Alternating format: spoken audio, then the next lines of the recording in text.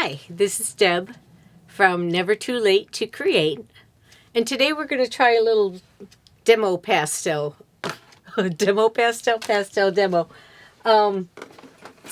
We're going to actually be focusing on our values. How do we plan a picture or a painting from one of our photos? So I have a little scene here from a canoe on a local lake, and I've taken that picture and I've used the camera edit, real basic one that just takes all the color out and leaves me with the black and white. So I actually have played with this a little bit to adjust what the print came with. I was using a little bit of vine charcoal, which is something that I can use to work up my value study, which is what we're going to do, because we want to start with a thumbnail when we're trying to plan our successful painting. And in part, that is, it helps us pay attention to what's going on with our composition. And it's a practice, it's a rehearsal. It's so you don't spend so much time on your big masterpiece and to find that you painted yourself in a corner and you're not quite sure how to get out of there. So we're trying to pre-plan our paintings. And part of that is that we want to work with just our values, the lightness and the darkness of the tone, the value.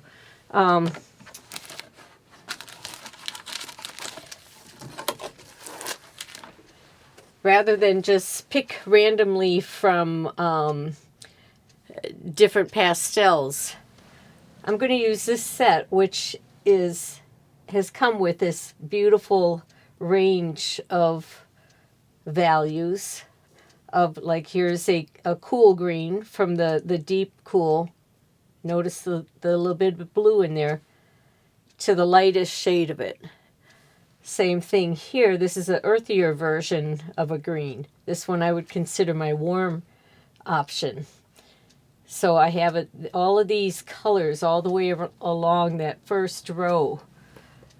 Those are basically equivalent to my 10s and my 9s, my darkest values. So when I look at this image here, these are where my darkest values are going to be going in here. Let's start with this is a piece of, it's called Vine Charcoal, and I'm working on a piece of newsprint.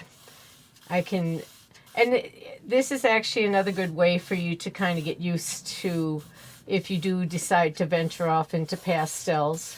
You don't have to invest huge amounts of money right away. I recommend that you experiment with some of the smaller, less expensive sets. Like today I am going to show you underpainting, and so I'm going to use one of these smaller, less expensive sets, because this box costs probably under $10. It's got a beautiful range of really strong colors, and they're a great option to as a learning tool, or just as another part of your tool, because a lot of pastel artists will do an underpainting, which means they've taken their piece of paper and they might put either a complementary color underneath or something of the same family, but they'll tone their paper with the painting in a way. We'll get into that, but a lot of times we might choose colors for that might, you think, whoa, wow, why are you taking that vibrant orange in for this nice wood scene? And it's all kind of playing with that color and playing with what your materials can do for you. And sometimes when you leave that little spot of hot pink or really vibrant orange up underneath that blue.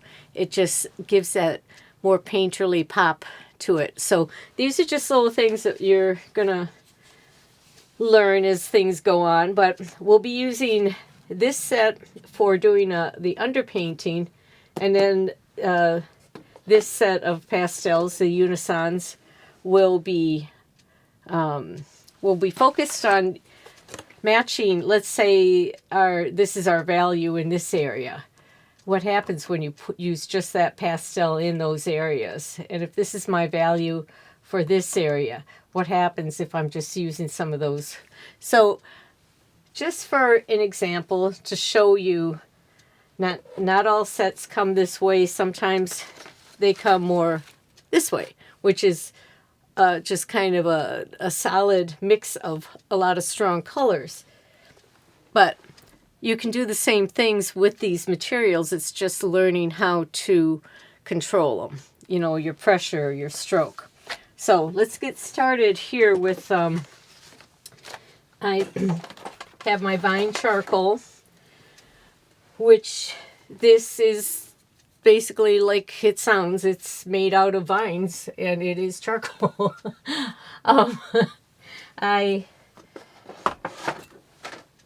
That is so ironic. There, I have it's called a kneaded eraser. So it looks like a piece of putty, and you just keep kind of stretching it, and it will clean itself that way. This one has picked up something sharp in it. All right. Anyway, with this kneaded eraser, you can keep pulling it. It cleans itself. It gets a little more, a little softer when it heats up with your hands. But you can take this and you can form it into whatever shape you need. And when I'm doing the Vine charcoal, just to kind of tone my paper, I was coming in with just a little bit of real light strokes.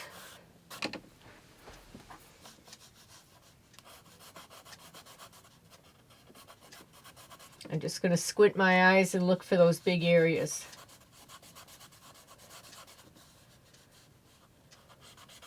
I'm thinking about your eye as you're traveling through the picture. So as you're beginning, now some of these shapes, just easy to take your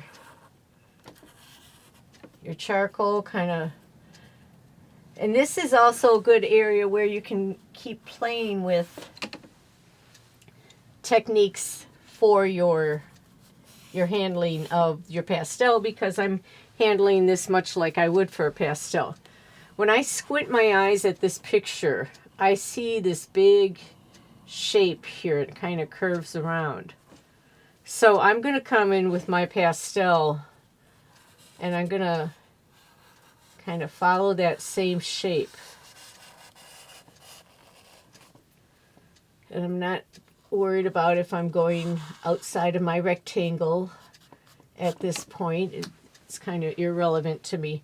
Right now, I'm kind of looking for my values. I want to see, this is not going to be the painting. This one is just going to tell me what I'm bringing up to your eye, and some things that I want to talk a little bit quieter. And so we can control all that with our values. So I'm just going to smooth this area. Now, this picture does have a sunspot in it, and I don't know that I necessarily want to keep that in my picture. I might.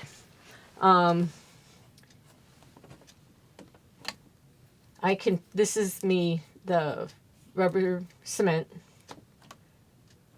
Why do I keep calling it rubber cement? Here's a basic set. This is from General's. It's a basic charcoal set, which I'm sure it's under $5. I really don't know how much it is, but this is what the kneaded eraser looks like. They're calling it a kneaded rubber. It comes in a little square, and you just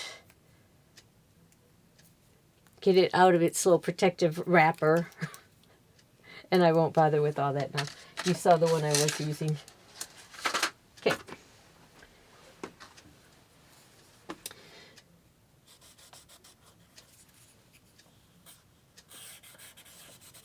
So as I'm doing this and evaluating the shapes, I'm looking for things that might have either been something I wanted to play up or play down, or just totally knock out of the picture. So this is why, just because you took the one picture, that doesn't mean that you have to just record everything that you have in that photo. You know, use it just more as a guide. It doesn't have to be verbatim. Just remember when you were there, and remember the feeling, and think of the connection as you work. And especially, like, I like to assign myself different things to work on, and I find water is always fascinating because it's just, there's so many moods to it. All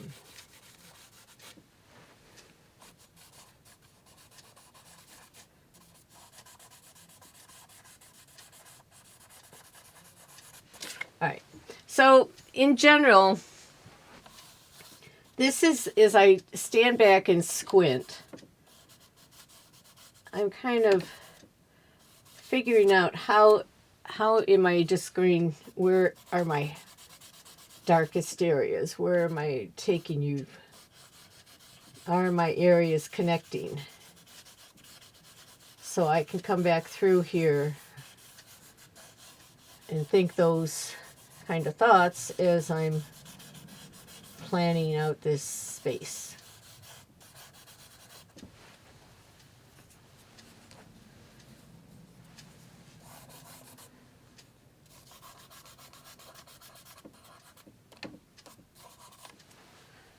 All right, so when I do the painting, I'll refer to this more, but this is more of just a little quicker thumbnail of figuring out where I'm going. I'm still kind of playing with maybe even the flow of the water, which directions. But I mean, I took the picture for reference, and that's what we will use. All right, so the next step, I'm going to get out my piece of pastel paper that I'm going to work on. This is called UArt 400. It comes in sheets, it comes in rolls, it comes in little pre-packaged packages. This is a 12 by 18, so this has 10 sheets in it. All your better art stores will carry it. So in this area, that would be Blick, Jerry's. I don't know if Michael's or any of those, they might carry. But on the back of this paper, this is a sanded paper. It does have 400 written. That is telling me what the grid is, because it comes from anywhere from 250 up to 800. Now, what I'm doing right now is I'm just putting masking tape. I'm using that Easy Pull painter tape. A lot of times I use the artist tape also. But I'm putting, the adhesive is on the back of my paper. And then what I'm going to do is, this is just my work surface. And I'm going to bring that on. And sometimes I'm really smart and I pre-rip the tape for this kind of thing. But you're going to get everything. So, if you want to save yourself a little frustration, you might want to tear that tape before you. So all I'm doing now is I'm catching that sticky side of the tape and I'm catching part of my board. So this is going to hold my paper in place for me without a lot of hoopla. Sometimes I have pre-mounted my papers to a piece of mat board, and sometimes I actually find that depending on how I did that, I might actually have created a little bit of a texture, which comes out on the surface a little bit more.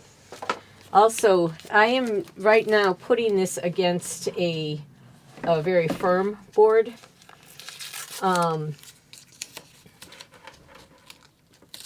Some people will recommend that you put a few layers of newsprint or some kind of paper under there just to give yourself a little bit of a padding so it's not so harsh on there. There again, that is just something that you might hear along the way. I recommend, just kind of experiment with the different things that you hear. And as you do, you're not only going to be learning a lot of different things, but you'll also be kind of picking up, practicing the different habits and seeing which ones that, actually end up being something that you put in your toolbox and you use as a technique. So I always enjoy trying whoever's teaching whatever.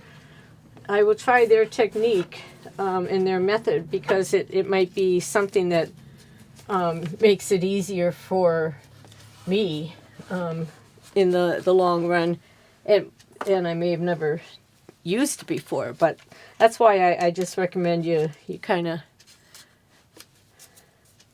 check it out.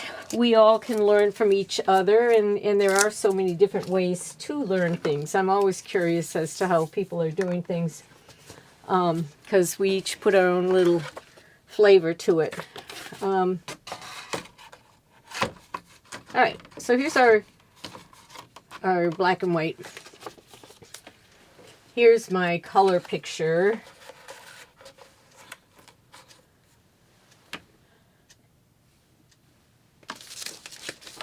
And now I'm going to go back to my blank paper, and I want to mark out my shapes again. Now, how do we want to transfer our picture?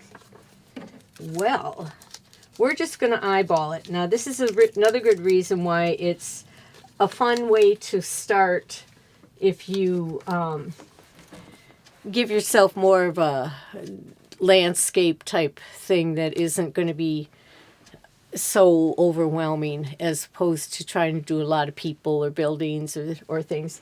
You might want to ease your way into whatever painting you're trying to make.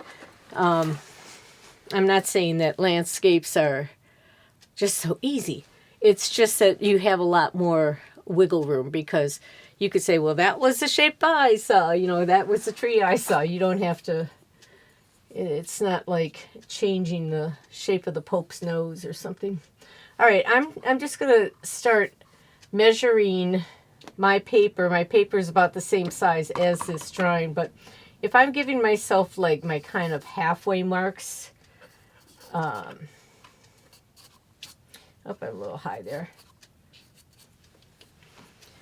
And on this, if I come in here, think, okay, about there's my halfway. All right, so I see right here, there's this shape here, kind of dark. It's going into that circle that I was seeing, and then coming around here. So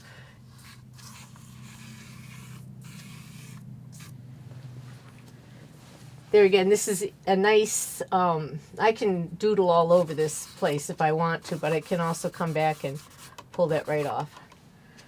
So you can play on your printouts with your charcoal too.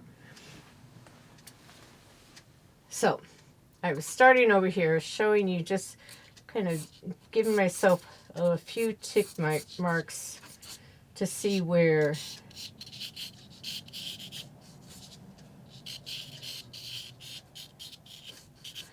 so when I work with water, I like to think of the movement of the water as it goes. Now, I do have a tendency, and I have to catch myself as I'm trying to do right now, is I would just start drawing. And then I haven't already marked off all my areas. And so then I come up and I'm like, oh, and all of a sudden the bottom of my rock is here, and I had wanted it to be down here. So this is why it's good to take time. Now look for your angles. And so if this is going to be my main rock here. And at this point, you can just come in with these big straight lines. See, I'm kind of telling myself, okay, here, angle.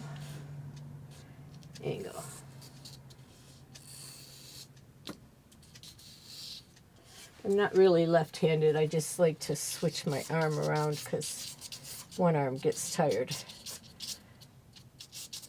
When I was in my 20s, I cut the top of one hand, and it made me a little more sensitive to how unaccustomed you are to using the opposite hand. Now, this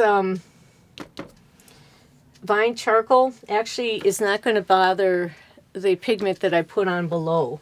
So I'm not going to try to go overboard, but I'm just going to give myself some of these basic shapes that I want to either preserve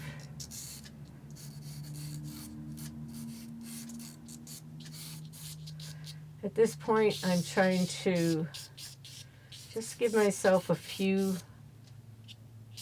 of my guidelines.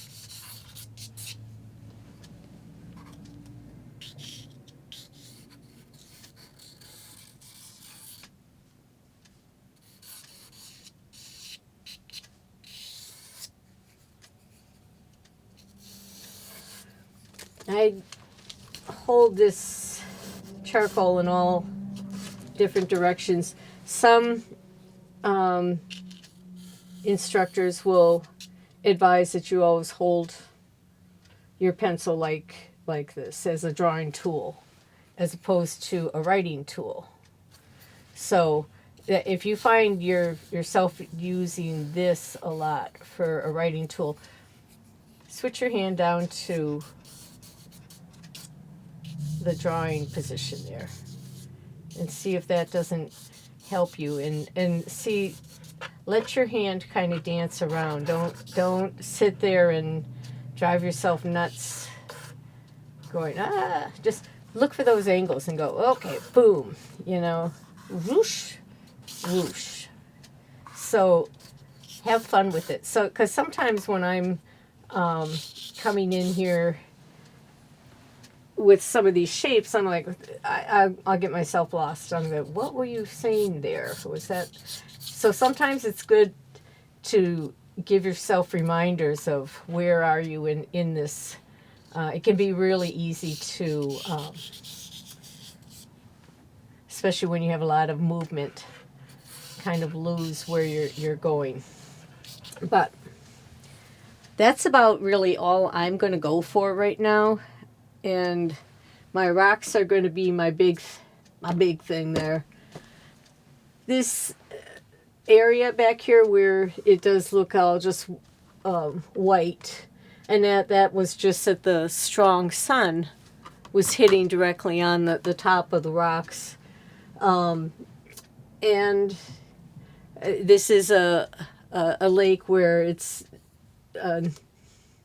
no wake, I suppose you could say, but there's a wake sometimes. And so there was more of a shimmer of the rocks.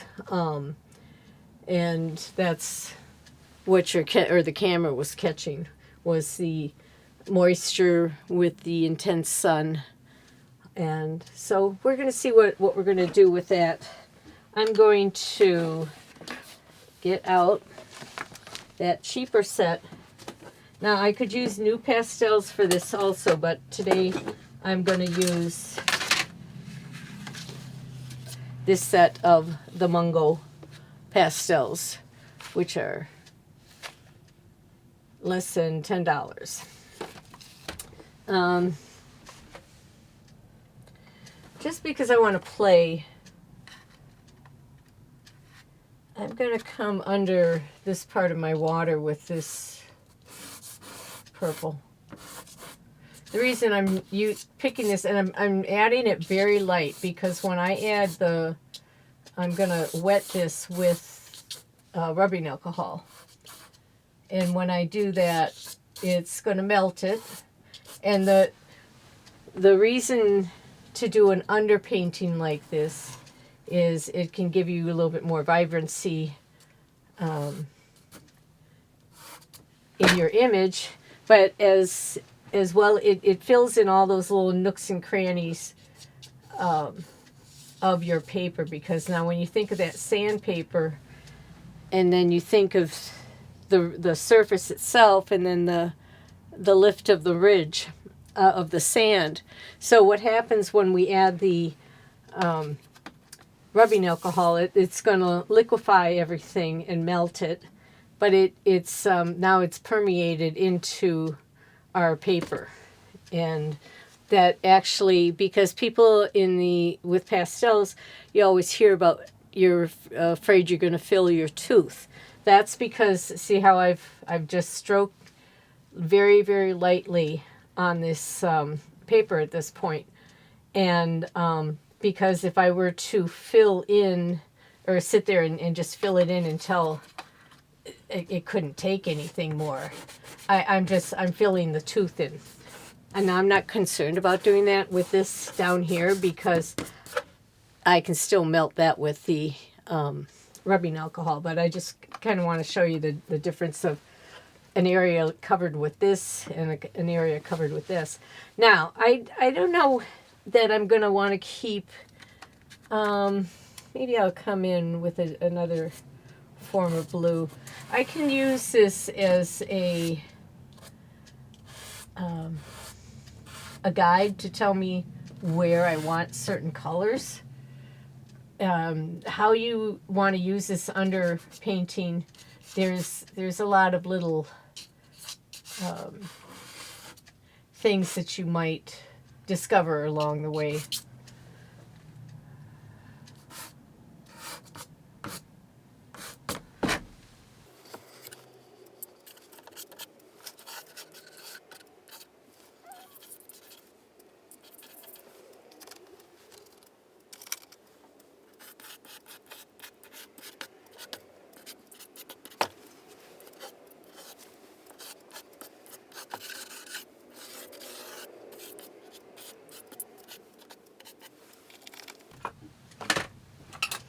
All right, now what I have here is 70% rubbing alcohol. I have transferred it into a little jar with a wide top, screw on top. So this is just an old spice jar. I'm using a flat brush, and this is actually, it's a number 18 according to the Royal Inlaying Nickel there. It's a synthetic brush. I'm going to start with the lighter areas that I have here. Right now that blue is my lighter.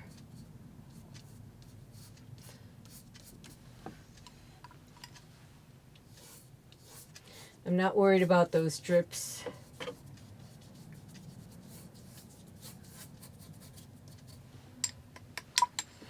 Let's come over here and see how deep that is. See, I can melt that too.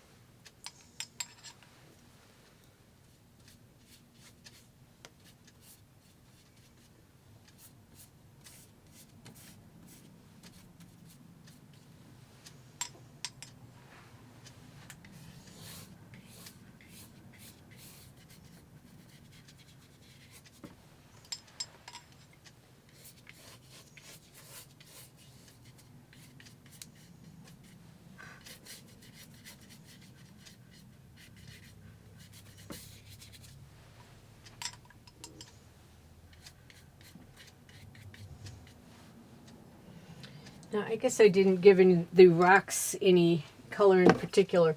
If I were to, I could go into parts of those rocks. Oh, I don't know. What do I want to try?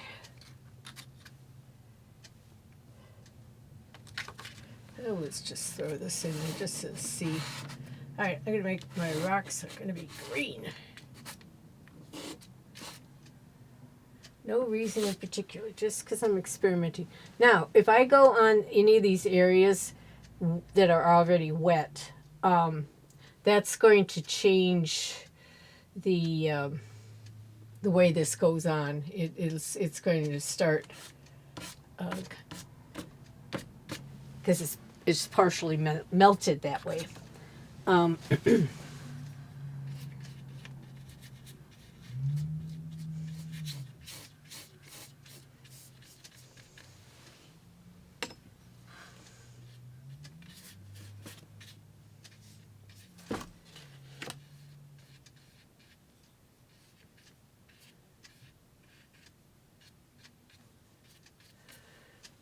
Now, as it melts this pigment, it also is locking it into the paper.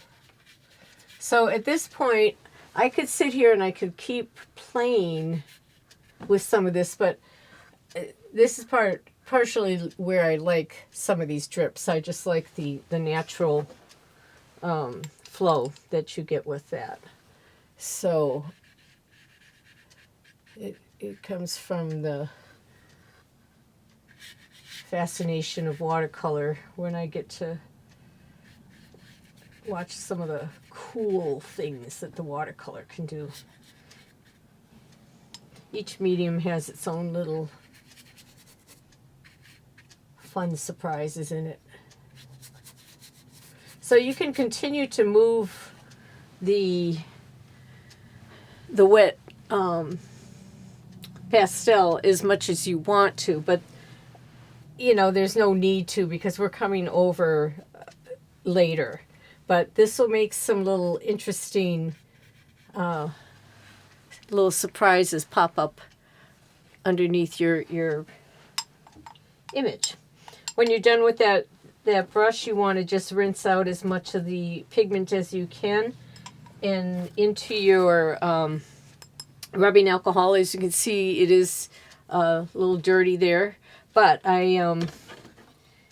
it didn't stop me from working with that. If I had a really light color that I was concerned with possibly dulling or something, but it's fine usually. I don't usually change everything. You'll know when you need to change, but if you just keep it in a jar that you can seal like that, you're not constantly filling up little containers with rubbing alcohol. Now I am using the 70%, and that is usually what I hear other people recommending, because the 90% I use that for the alcohol ink. It dries quicker. But I've heard some experienced pastel artists don't care for that 90 on a pastel. They say it's a little bit gummier. So that I haven't investigated yet, but I will. So we're going to let this dry, and we'll come back and start adding some color. All right? Okay, we're back. It should be dry. I check for the coolness, and this is something you'll pick up too for watercolor. You can judge how much moisture is left in the paper at that point just by that coolness. So that's another good thing to learn. Like right now, it's still cool down in this, cool enough that I know it's a little damp. But a lot of these areas are pretty dry. And I'm going to just start up here with the darks of the rocks anyway. So when I'm looking at this color chart,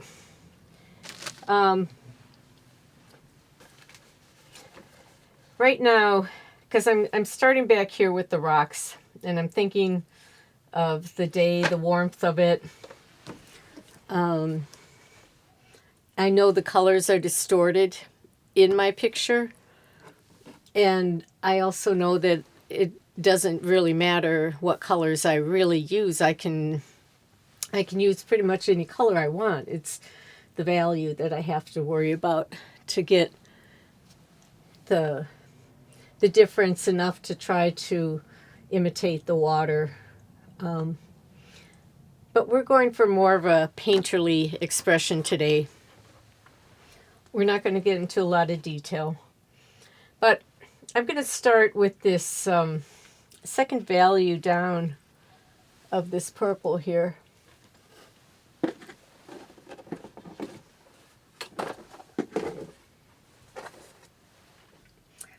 So this is the tone I'm taking. Like I said, I like to have a swatched out version of my colors. I have one that I keep in the pastel box that I use, and it helps me know what's in the kitchen. So if you are making these, then refer to them. You don't want to pack them up into a drawer and then never see them again. So I'm starting with this very dark value, which on our little cord, I knew something was missing there. If we look at this, we're down here in this value. Let me just shove that down so I'm not covering up the painting as much. But even here, now that I've put this value chart next to these colors, do you see the difference of those values? Because here, something this dark and there's something this dark. See how that stands out from that orange? So if I take a board like this, and you can make your own grayscale easily just with your dark values, and just keep trying to step it 1 to 10. Sometimes people will have just a 5-step or 7-step, and they will just pick, and that is pretty much what we're doing here. We pretty much have the darkest here. Oops, sorry, I'm in the second one. We have the darkest dark here, and then we just move down to the different steps until we get to the lightest. So right here we're in our mid-range, and we're going 2 up and 2 down. That's probably an easier way of saying it, 2 up, 2 down. Now on some of these colors, I'm missing a few. They're probably floating in some other box, but this is where we're going to begin today. All right. I picked that color up and I did not touch my board. I'm going to start up here with this rock, and I'm looking for the shapes. And I'm not, I know this is a dark color, and I know I'm going to want my rocks to be dark. But right now I'm not trying to fill in that tooth. You know how you look at some people and it looks like they just went whoosh and that was it. There might be a little bit more going on underneath there. And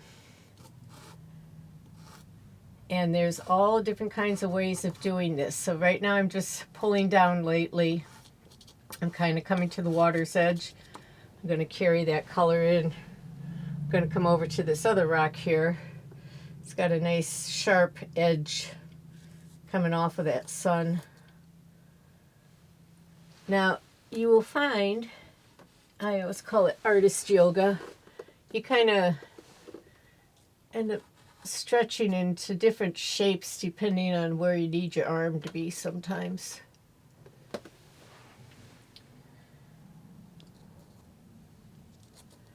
Now what I'm doing is, you don't see me really drawing like that egg shape of the rock. At least not yet. I'm squinting my eyes and I'm kind of looking for my darks. I'm also thinking of the different connections.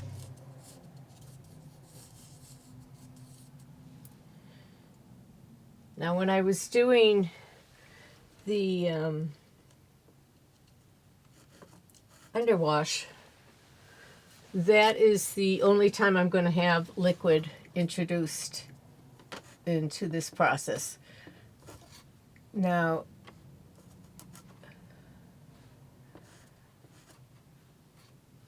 sorry, just kind of looking at these dark areas, and there's no reason I can't just kind of keep blocking in just to start pushing some of those areas back.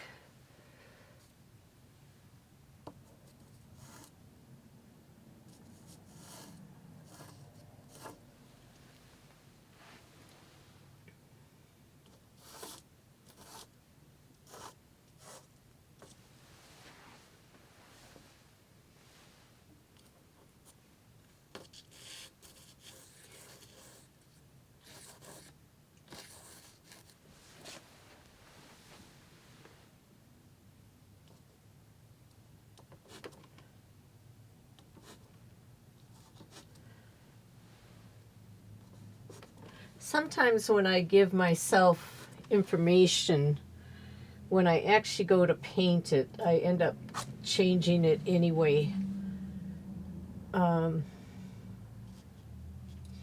Because sometimes as you're painting, you might notice something that you just think, well, maybe I don't want to accentuate that as much as it appears now.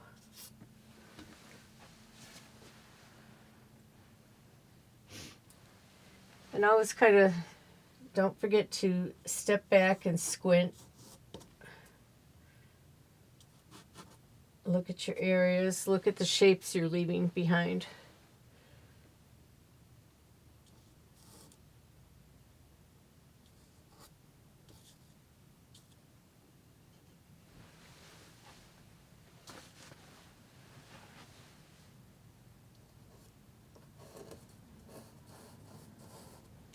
Okay, so that looks a lot better.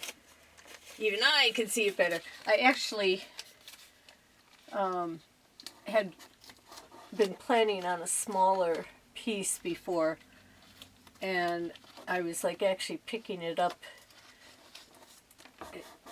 in its like 75% done stage, and I thought, oh, I'll show you how to do it from here. And it was as I started to work on it, I realized we're just gonna start from jump here and let you go. I'll walk the whole way through. Alright, I'm gonna pull this shot back a bit. Make sure I'm getting that top.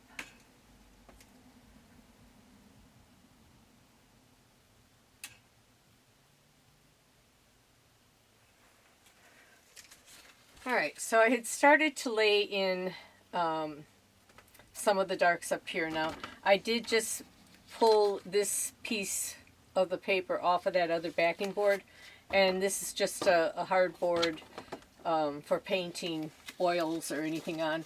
So I will use different things to mount the paper to. Usually I have a piece of foam core, but for visuals, this is nice and clean.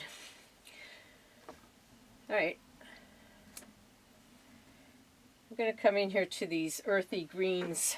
I did cover up this lovely color chart I had over here for you. Let's move that over to this side. So this correlates with all the boxes here and the colors that you see. Now I'm going to introduce, like, this yellow is, it looks pretty dead on for that.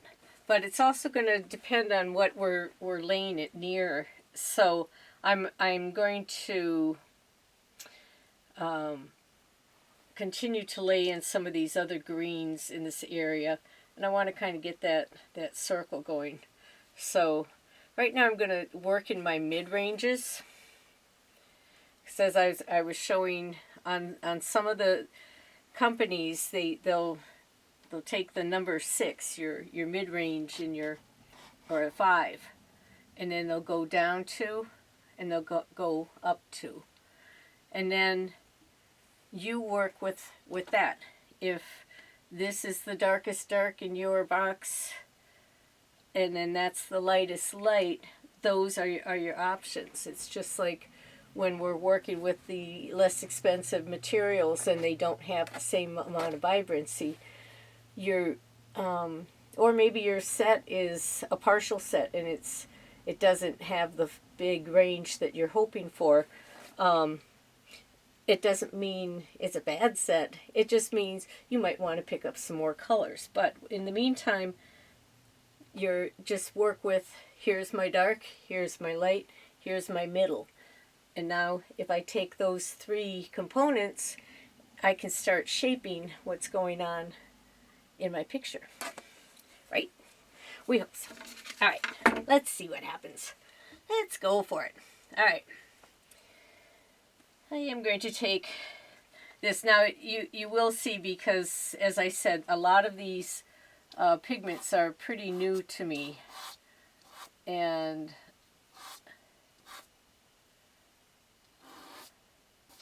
I'm skimming that on real lightly.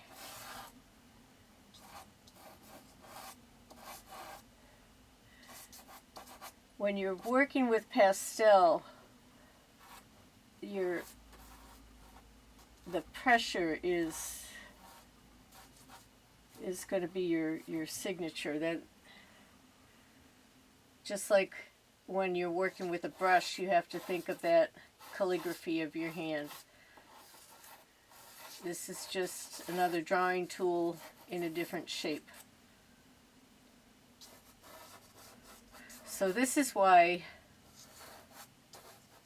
we're going to do some things that don't seem like you're drawing that much, to help you learn that you actually can do a lot more drawing and doodling. And there's some people that travel a lot like to keep a little journal, and they take little sketches of where they're having their morning coffee, before they head off to the tour of the day or whatever.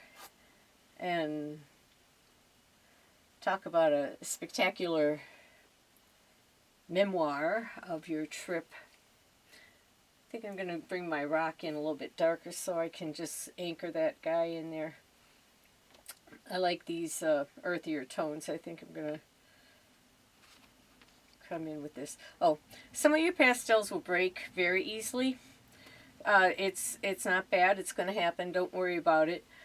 I keep a little jar with dust and cracked off pieces, and I've experimented with reshaping a pastel with that,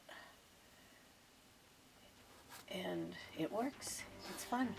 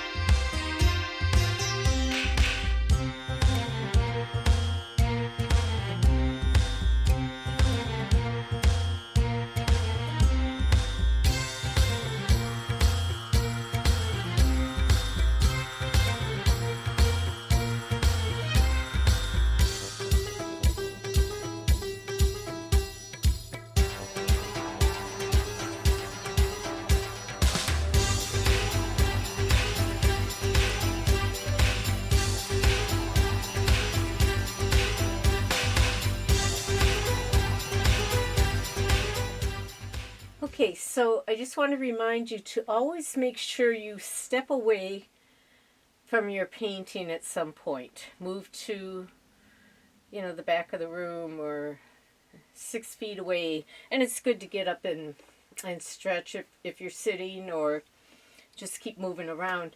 Don't forget to take breaks, because it's real easy to just get so wrapped into some certain area. Like I said, I'm still kind of catching myself on some of these. It's like, why are you doing that? Just whoosh. And so as I relearn how to be an artiste, if I had ever learned it in the first place, I have to remind myself not to get into those details, because what we want to do is we want to get those big shapes first. And right now I can see that, like, I've kind of lost, see, I've got a nice triangle right up there. Should probably show you on this picture. And I don't really have that in this right now. So these are the things I'm talking about with the, you look at your value study, squint. See how, this is almost turns into like a little Pac-Man, is what I look. And see, now I just kind of floating around here. I don't have that definition.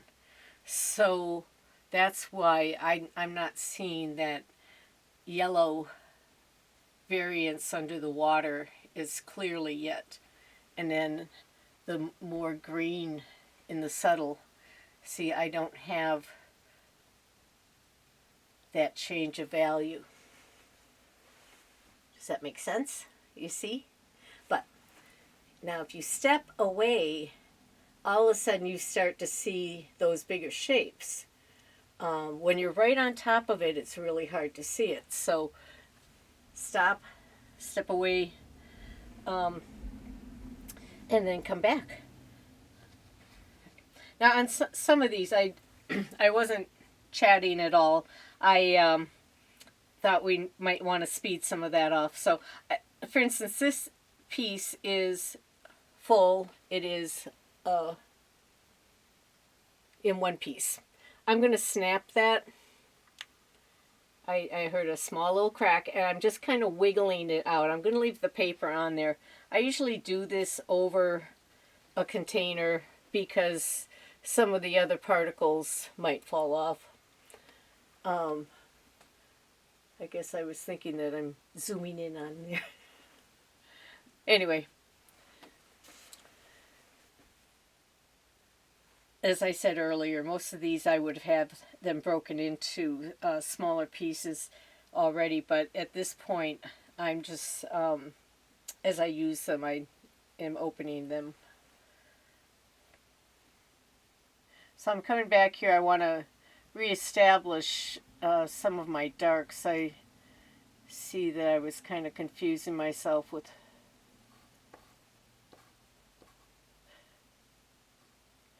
but at the same time, don't be afraid to vary from your image. It's nature. It can be whatever you want it to be. Now, with this limited palette, it's also a good way to get you thinking a little bit more creatively about your colors. What am I going to use? Sometimes what I'm doing is I'm mixing colors on the palette, or on my surface, just as I would working in oils.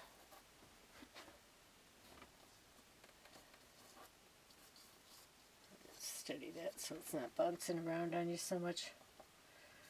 So I'm just kind of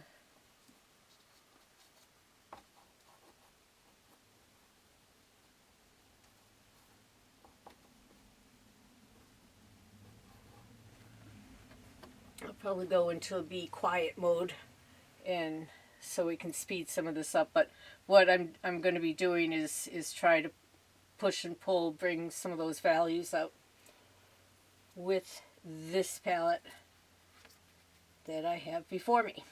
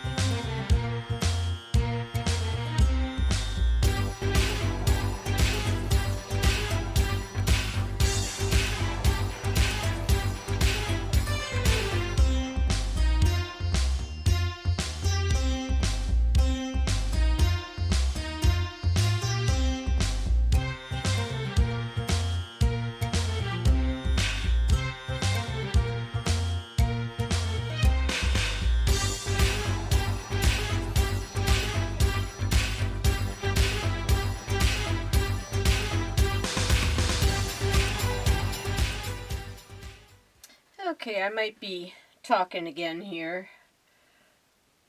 I'm getting close to the end, and I'm getting close to the point where I want to be pulling these shapes together. So maybe I won't be talking so much. We'll see how much I'm babbling or not. But as you can see now, this set is probably was originally sold as a landscape set. Sometimes you'll find sets that were put together, assembled by the artist in particular, and for instance, in this area, Jean Rozier Smith. If you're not familiar with her, check out her website, and she does amazing waves, and well, she does pretty much everything pretty amazing. And there's a lot of talent in this area, and so if you join some of your local art guilds, which are being faded memory, and sometimes the Framingham group is definitely feeling its age. So I recommend you participate in a local art organization. They're really not. I think at one point there was a little bit more of a exclusivity, if I can even say it, but most of them that I've run into in this area, they're open for anyone creative or interested in creative anything, and it's a nice way for you to just spend time with other people like you, and even if you're just doing this at home, it's really nice actually to kind of get yourself out of yourself. The creative arts for me have always been my voice, my way of expressing myself when I couldn't say too much or didn't know what to say or how to say it. So now that I'm reawakening the visual parts, I eventually will be making paintings in relation to my music or the songs. And so, because it's everybody always wants to hear what the artist's story was, and a lot of times I was like, let them come to their own conclusion. I don't know. How do you know I'm not just pulling your leg and trying to make you think there's something really deep here, and there isn't? It could happen. Maybe it's just a pretty painting and I enjoy the scene. Another thing I love about painting is that at least when I do it, it allows me the luxury of revisiting that scene or that day or that moment or that person. I've been fortunate enough to do some memorial portraits to various degrees of success, and always trying to improve my skills for that, because who wants a bad picture hanging of their loved one hanging on the wall? Oof. Eesh. So beware. Don't want to be in one of those posts where your tattoo is the one that they show for the, oops, maybe you should have hired a better artist. I think that.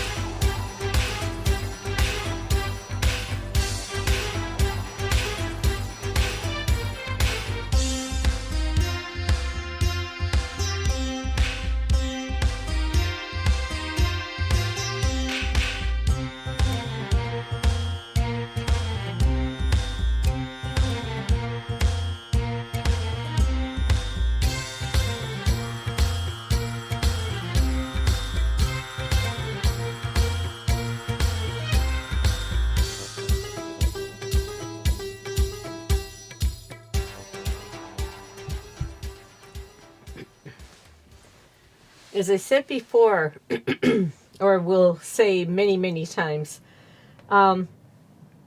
be sure to take a break and step away from your work so you can evaluate what's going on and see it from a distance. All of a sudden, things will pop out at you, and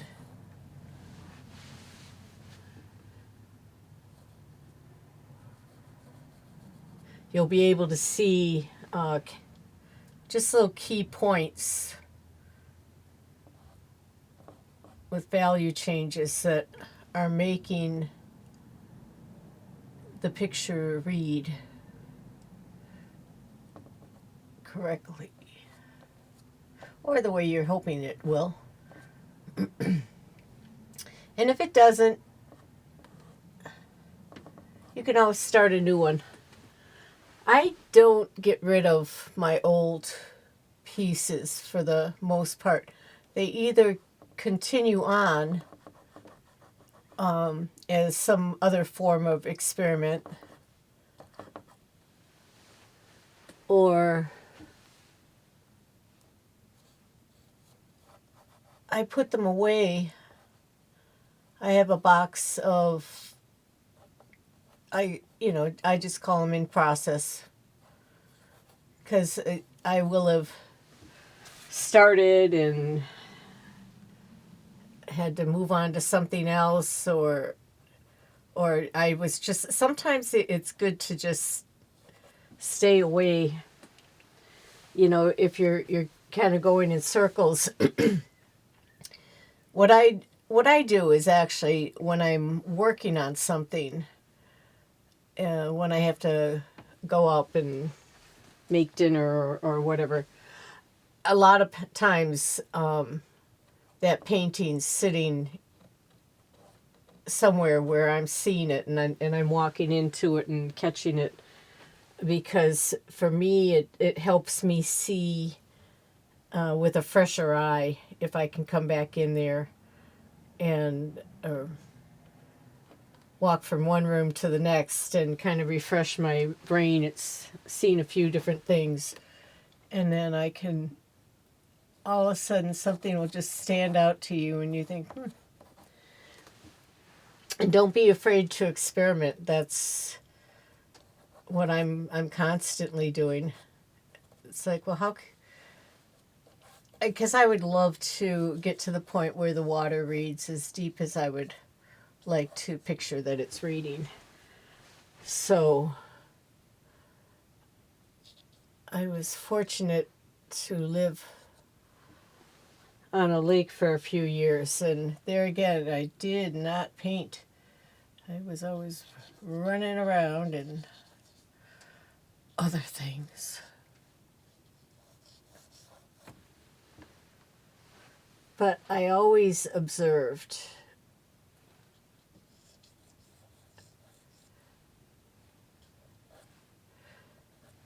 So you might have a little bit more in your noggin than you actually even think. There's a lot of people out there that don't translate their eyes, talents, their way of seeing things as something that can develop into being able to draw or express yourself in one of the creatives. Writing is a great way to express yourself, and at least for me it would help me be able to reflect and figure out, well, okay, what was going on there. All right.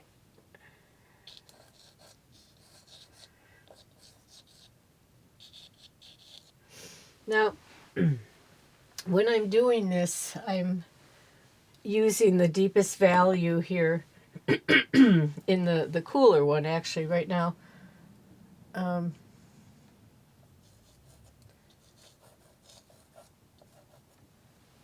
But I'm trying to maintain that light touch.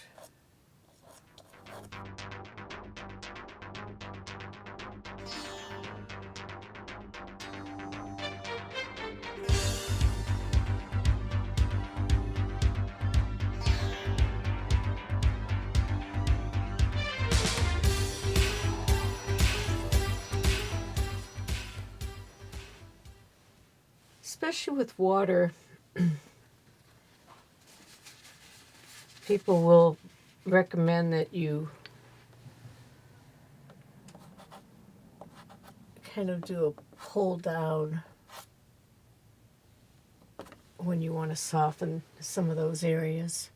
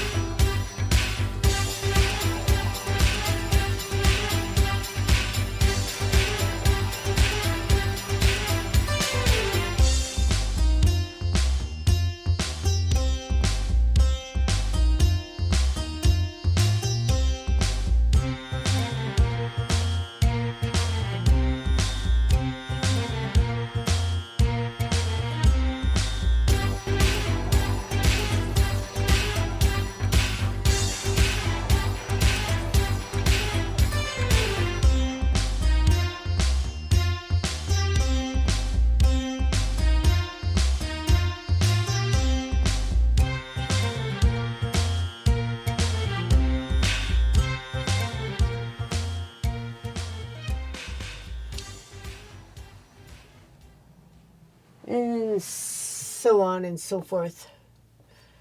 So I could keep whittling away at this for another few hours. But more than likely, what I will do is I will stop and take a look and make either adjustments or just give it a few days. It's a good start. Not really. I mean, it's going to get overworked if I just keep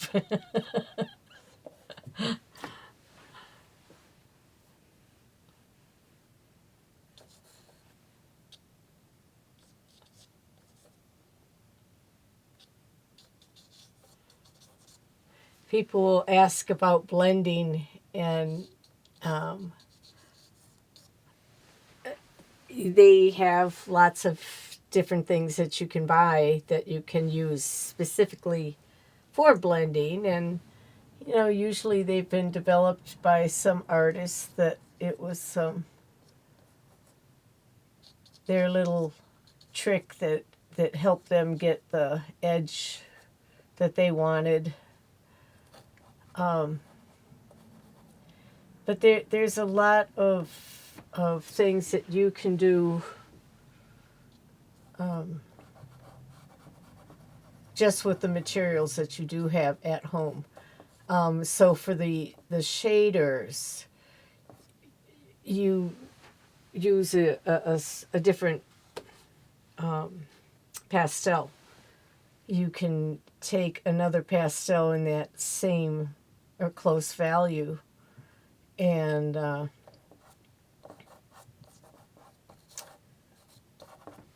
work them together.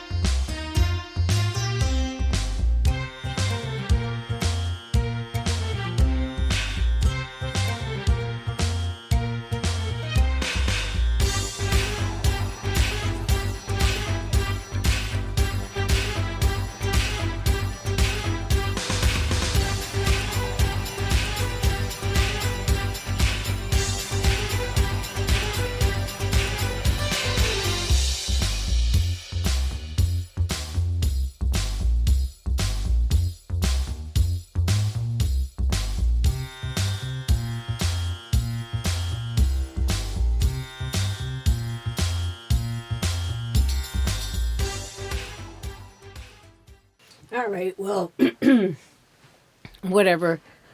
I could keep picking away at this. I'm notorious for not walking away when I possibly should be. I try to keep these pastels. Now, when you start to see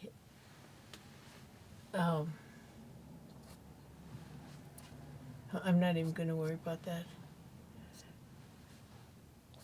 Sometimes when I see kind of just the stop and go mark from the pastel itself, I'll either tap it down, just soften it a little bit with my hand, So I'm going to let this sit, but it's a perfectly fine example of something. Something. And I have messed up all my beautifully arranged colors now. I don't always take the time to put them back where I found them. They eventually make it, but... Alright, we shall shut this down for now, and I hope you've been inspired or are starting to feel like maybe you could do something like this too. Just keep tuning in, because we're going to be taking little things in little times, and we'll paint slower than what we've been showing you lately. But we're going to start with a lot of basics. Not really going to move around. Well, materials, we'll see which material is calling to me that day.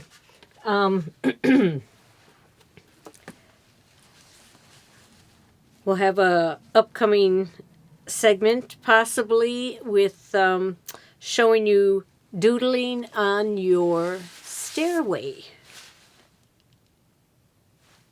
I'll see you later. Bye. Alrighty, so excuse me. Let's wrap this up. I'm going to put a glove on today. As you saw the other day, I don't always wear gloves, but I,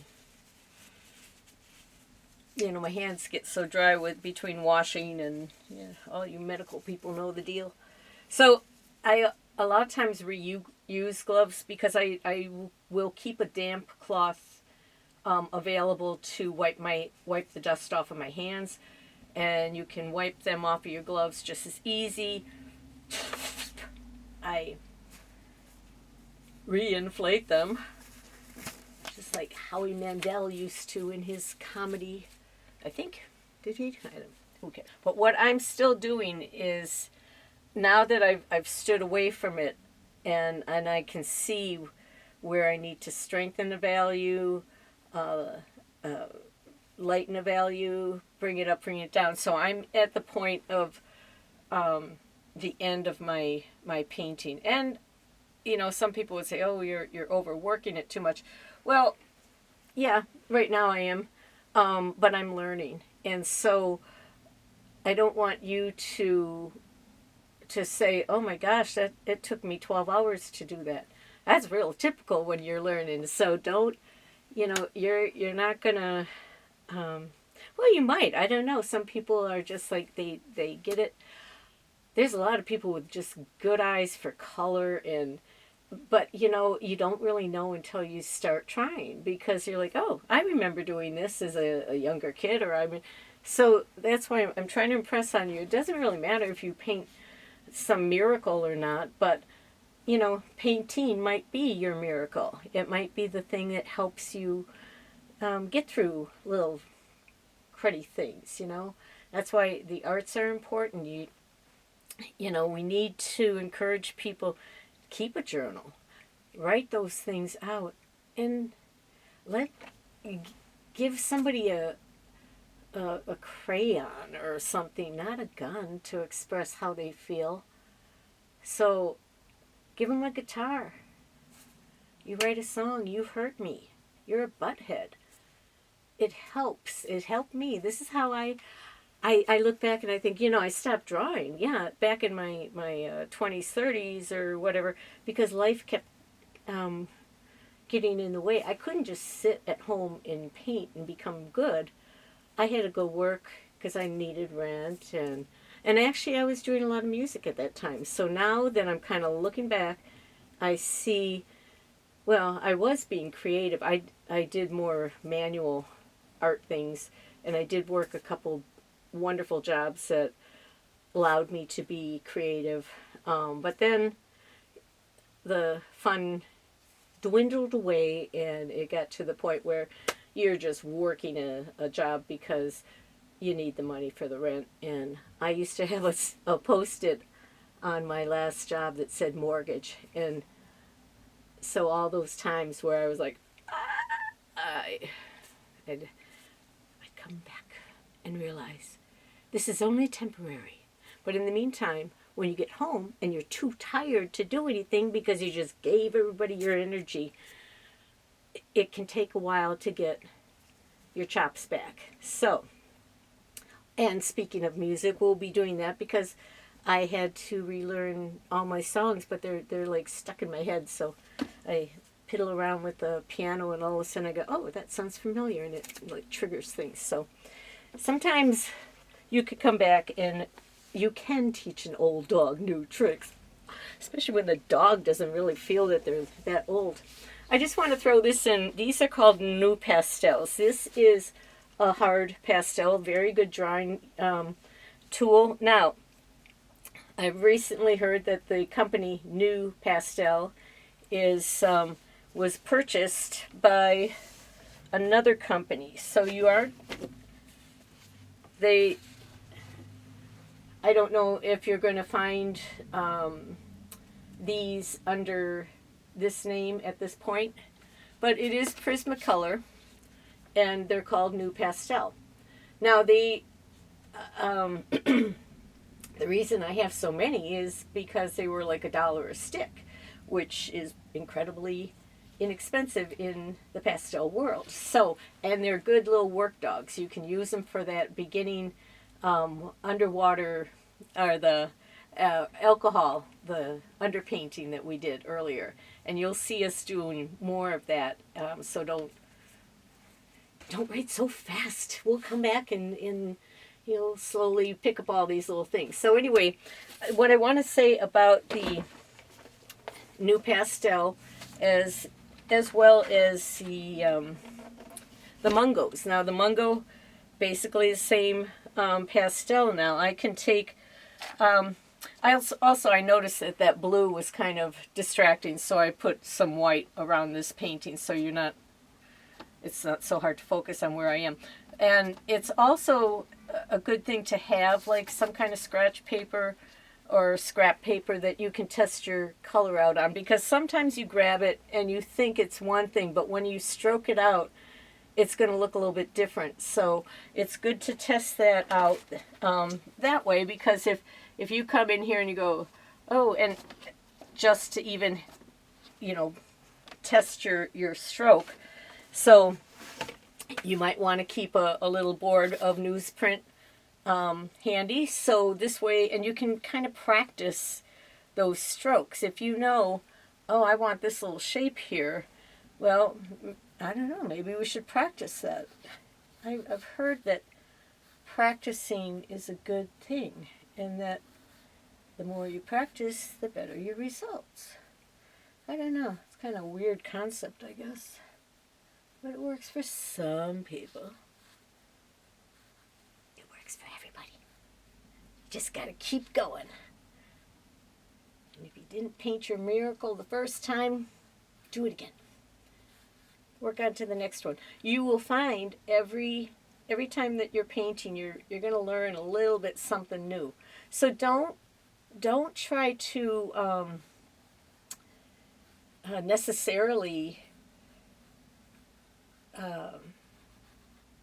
Sorry, I'm trying to talk and draw at the same time, and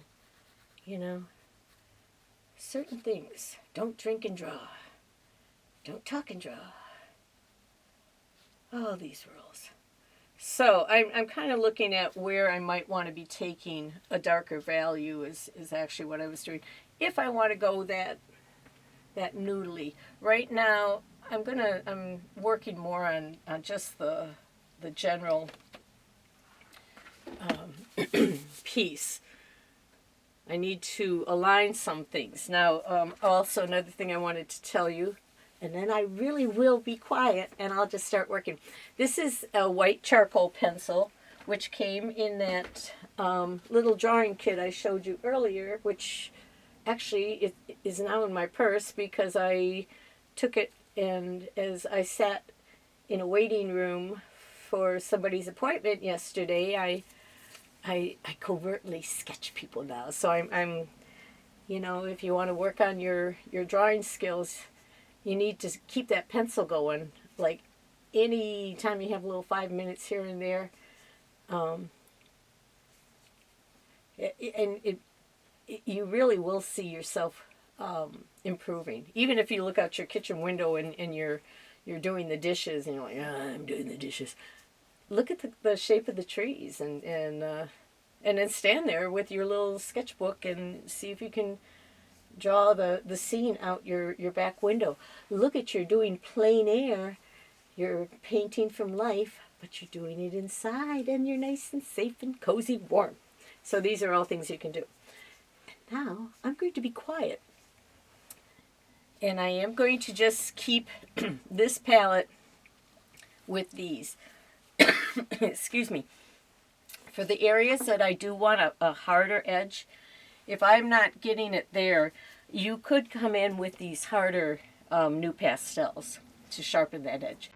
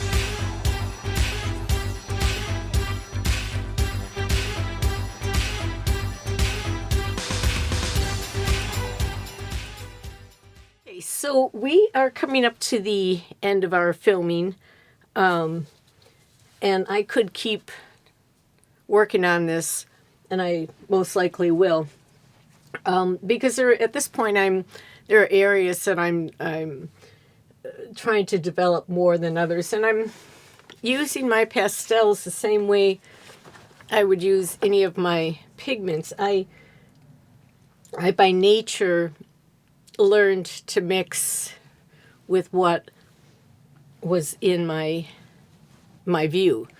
As a kid, when my father gave me his well, he did give me pastels, but I didn't actually get those until my 40s, and then I was like, what do I do with these? So I didn't really work with them as a kid, but they are just another beautiful drawing tool. They are pure pigment, and that's why they are expensive, and that is why they're so dynamic and beautiful. And so what I wanted to break back in and let you know, just because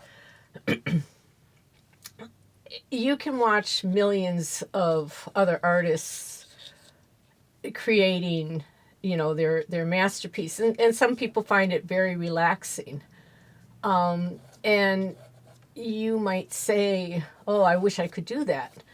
And really, you're the only one that's keeping you from doing that, because you can start out low and slow with some real basic materials. Don't be afraid to go into the kids section, and if you have kids or grandkids, have them work along with you. You let them, help them learn how to discover what fun this can be. And since this is one of our episodes, the value of values, point 1, I guess we'll call it. I don't know, maybe we're point 2. Every time you tune in, I'm sure I'm going to be yakking to you about your values.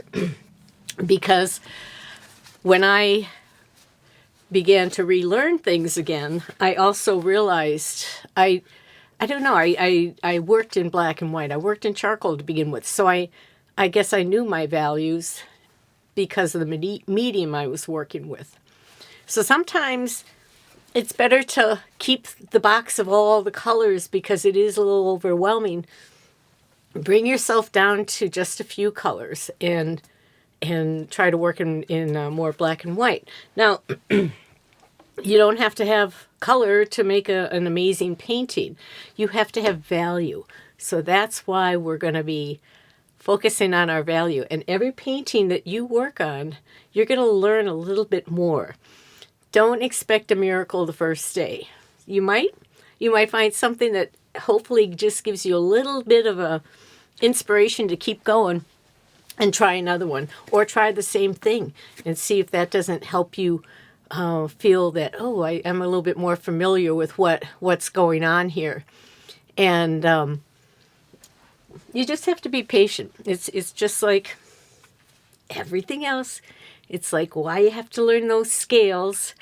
And so now that we've as I was saying, I was jumping you forward because I just wanted you to see that the more sensitive you become to what value that is in that color, and then as you begin to train your eye to see color. See, now when I did first come out of school in college, and I had the teaching certification, I was trying to get into a school system, and I was, but I wanted to be the art teacher. I didn't even think about, oh, I could teach general studies, kind of. So not a lot of opportunities, but I wanted to stay in that area because I was so connected musically. And so I took a lot of they weren't great jobs. They were walk-away jobs. So I'm right down there in the trenches with you, and I hear you. I know because there was a time where I just went from one job to the next job and then slept. And then I went to school, then I went to the job, and then I slept. And I'm trying to squeeze all that stuff in there and be an art, because everybody just thinks you can zip it out. I spent more time on my 2-credit watercolor class than I did on the 4-credit environment or whatever geology class that was. And there and again, we all learn differently. So if you, at least in my theory, I don't think people are I think they keep themselves from learning sometimes, because when you hear, oh, you're not good at that or this and that, it's in your head. So you think, well, I'm not even good at that. When I was a kid, I knew that if I thought I could paint this well, I did usually do pretty good. When I thought I wasn't going to be that successful because it was a new subject, I was afraid of it, I didn't do well. And then I would shut down and I would not want to do it again because I knew that one was horrible. So instead of being gentle to myself and saying, well, let's break that down. Let's start with that I only. Let's start with and grow, and you get your confidence back, and you start to see that you can maybe become the artist that you want. See, now I'm on a mission here because I'm so old, as everybody says, and so my clock is running here. And so I'm going to have to really speed up my techniques, because my goal is, I have all these paintings. They're kind of like my songs. I have all these paintings in my head now, and I want to paint a painting that illustrates the songs I've written, and also just to I find another thing is, I was going to college or university. The artist needs to know their motivation. And at that age and at that time, I thought, I don't know anything. What am I going to say? So I didn't know what to say. And actually, I can see now, sometimes it was scary, because sometimes the things that were coming out weren't all happy and shiny and beautiful. And this is why I'm such an advocate for, you got something going on, even if you have a lovely life going on. See, I don't write a lot of happy songs, because I wrote when I was upset. When I was happy, I was enjoying life, and I was la, la, la, la, la. So I didn't write as much when I was enjoying what was going on. So you don't see a lot of love songs. I do have one I can play you. I wrote it for some friends because they were getting married and la, la, la. But a lot of the songs, and there's a lot of different topics. We can go into alcoholism. We can go into spousal abuse. We can go into somebody doing you wrong. We can go into I'm watching somebody doing you wrong. And I got a lot of songs. And so, but in the meantime, I have to become really good, so I work faster, so I can work on some of my other series. I have a series that is focused on the Holocaust. I find that amazing that some survey, they were saying how many of the younger generations aren't even familiar with the Holocaust, which that blows my mind. As a kid, I was embarrassed to tell you that half of my heritage was German. One side of the family, pure German. My grandmother, though, had come over when she was still a toddler, and was raised in the Chicago area. So I don't know a lot of those details, but I do know that I was embarrassed to admit to you the German part of my heritage, because I was aware of the Holocaust, and I just find it overwhelming that we can walk around and call ourselves godly and Christians and whatever, but treat each other so so horribly. So these are things that upset me. And so when I get upset, I have to create. And so I've decided I'm going to paint these things out. And in other episodes, you might even get a tune out of me. And there's a lot of good singers out there these days. Sia, man, I love her. I love Gaga, well, and Tai Tai, and Beyonce, and all the there's all these great songwriters out there these days. But, I got one is Suicide. I got some stuff we'll play. All right, I'm going to shut up because we have run up to basically the end of the tape where I just need to let you go back to your real life. But we'll continue on this, and there are things that we can do. But in the meantime, I want you to get out your notebook, write about your day, write about your frustrations, start to create, do a doodle, draw your monster, as Patricia Watwood would tell you. And that's a really good drawing book if you want to take a look at that one. Brand new. All right. Thank you, my guys. And thank you, my friends, I should say. I suppose guys delineates something, but I don't know. We'll see you again some other day. And thank you for joining me too. It's never too late to create. Now get out there and go do something that spreads all that love that's in your heart. I know it's there. So get it out and get it going. Bye.